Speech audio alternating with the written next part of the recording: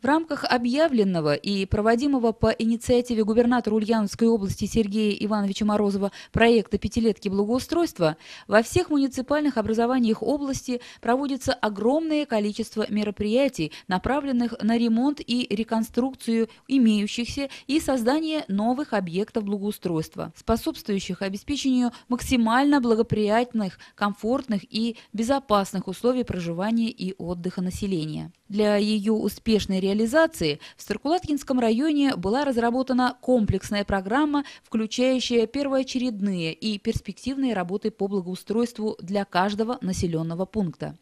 В исполнении поручений губернатора о проведении пятилетки благоустройства во всех поселениях муниципального образования Старокулаткинский район созданы и обсуждены на сходах граждан, встречах с общественными организациями, руководителями всех форм собственности свои пятилетние планы благоустроительных работ. Их реализация позволит перейти от отдельных мероприятий в данной сфере к комплексному подходу в решении вопросов наведения порядка и чистоты, повышения качества жизни населения. Многое здесь зависит от активной позиции людей, их желания участвовать в решении наболевших проблем, как это было в селе Новая Яндовка, где местные жители выступили с инициативой возобновить работу сельского клуба, восстановив здание, закрытое уже более 10 лет назад школы и детского сада.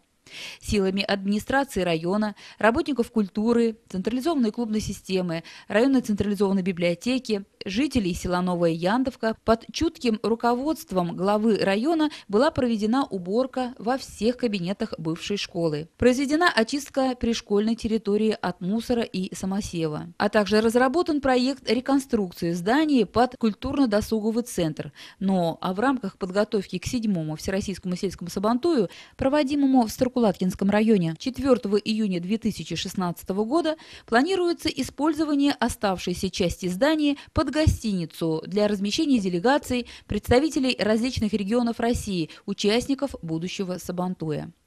Активными темпами ведется работа по обеспечению водоснабжения, обновлению водопровода в районе.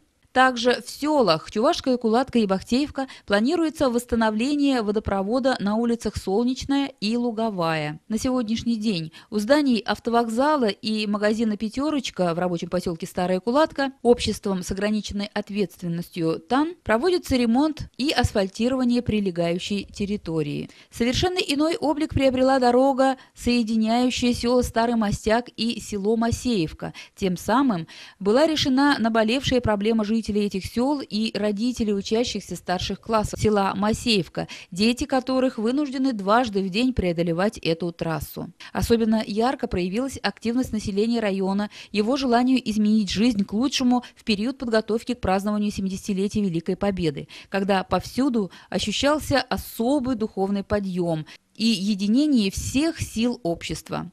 Работа в этом направлении продолжается в течение всего года.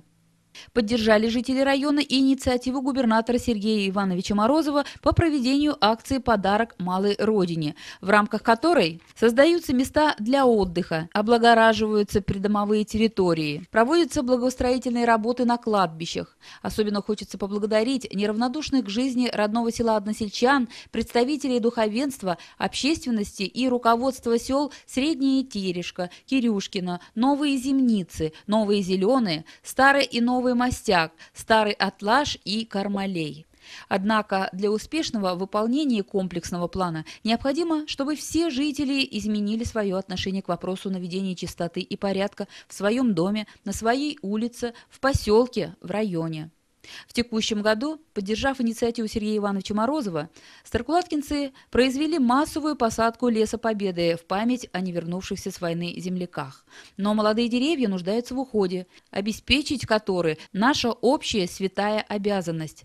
Тоже можно сказать и о борьбе с несанкционированными свалками, и об обеспечении сохранности экспонатов музеев под открытым небом, созданных по инициативе и на средства щедрых душою и сердцем земляков. Поддержание порядка в скверах и парках. А к нерадивым гражданам, нарушающим правила благоустройства, чистоты и порядка, должны строго применяться меры морального и материального воздействия. Венера Деникаева, Радик Бабиков, телекомпания «Новая волна», Старокулаткинский район.